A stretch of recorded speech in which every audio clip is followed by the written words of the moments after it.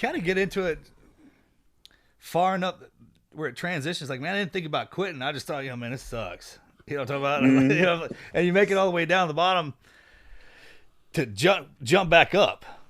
It's like once you make that lip on that roller coaster, man, you go back down that valley. It's like you want to push back up, and each time that ride gets wilder and wilder. And I've noticed sometimes like, I'm gonna get this guy to teach me how to eat the diet, and I'm gonna have this guy do my shakes and this guy do my workout. And I'm like, man, well, they're doing all that. I'm not. I'm just lifting what they're saying, right? So I remember when you stay hungry back in there, when you get like, all right, I remember what it took for me to get to this kind of spot. And sometimes it's good to clear all of that stuff out of your way and just remember why it is you're there in the first place, and harness that energy and get that smoldering back and get that fire going. Because once that does, man, the power that you had that pushed you in the direction that you're in right now, that doesn't burn out.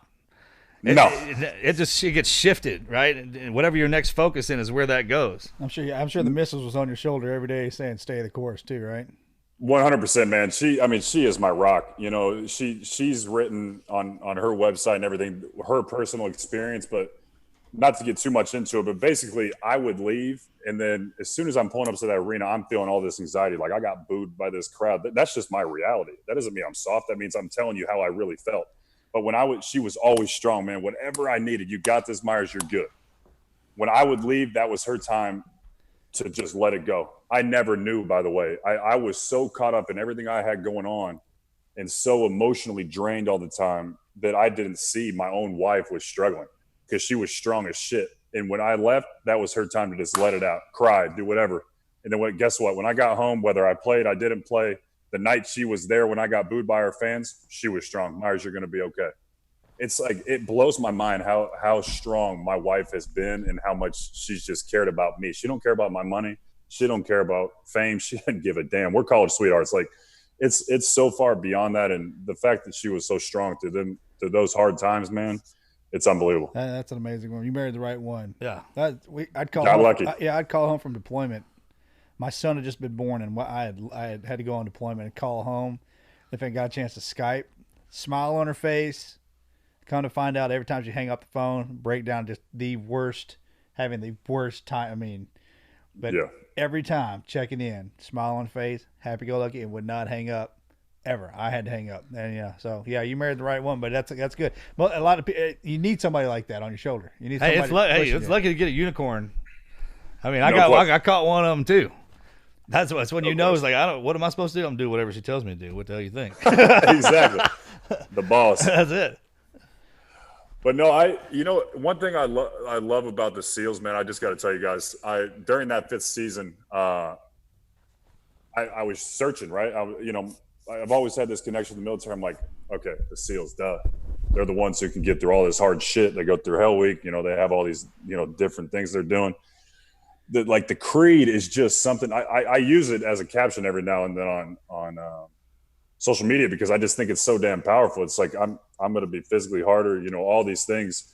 And that's what my team, my nation, for you guys, what was expected of you. It's not, it's just what our core being is. And that's something I keep drawing perspective. And, obviously I'm not military, but just wanted to mention that, because it rings so true to me, the team first mentality and just the willingness to never quit. I mean, you guys could attest to it. I'm sure you saw guys who were more physically gifted, maybe in better shape, whatever, during Hell Week. Guess what? You guys made it through. Those are the ones that go. Those are the ones that are.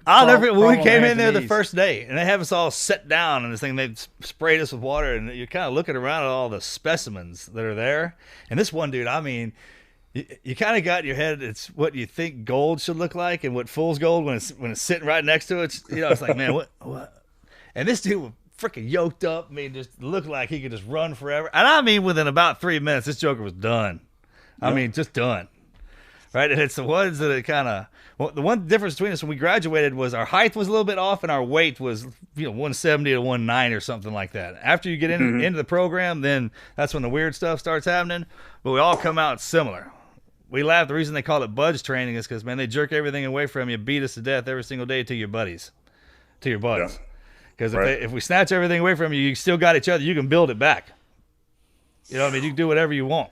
And we have sayings like the only easy day was yesterday. That's true. Yeah. I mean, you don't have any idea if tomorrow's coming, yesterday is gone. You leave a time remnant because it'll show back up, and then you you got your day, and you seize the hell out of that thing, no matter how you get put back in the game. No question. This is the Team Never Quit podcast. So buckle up, Buttercup.